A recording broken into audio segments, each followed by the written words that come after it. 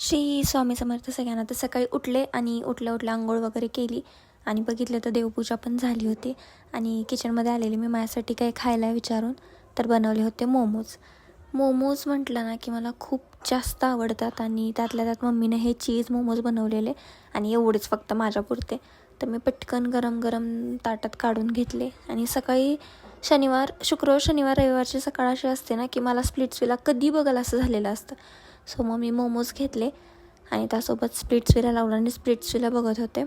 आणि मम्मी मध्ये बोलत होते की फ्राय करून खा बट स्टीमवाले छान वाटतात. त्यानंतर मग मी मेकअप केला. मला एका ठिकाणी जायचं होतं आणि कुठं जायचं होतं, मी काय वेअर केलं होतं हे सगळं तुम्हाला उद्याच्या व्लॉगमध्ये समजेल. मी तर ब्लाऊज अल्टर करत होते. त्यानंतर माझं दुपारी एक शूट होतं, त्यासाठी मी हा आउटफिट घातला होता आणि कसा दिसते मला कमेंट करून सांगा.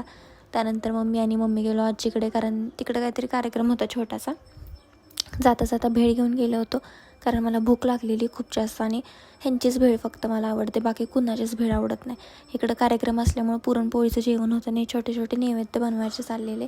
त्यानंतर मग मी पण जेवायला घेतलं आणि मी जेवणामध्ये फक्त पुरणपोळी घेतली होती आणि पापड, कारण मला पुरणपोळी विथ आमटी वगैरे असलं काही आवडत नाही.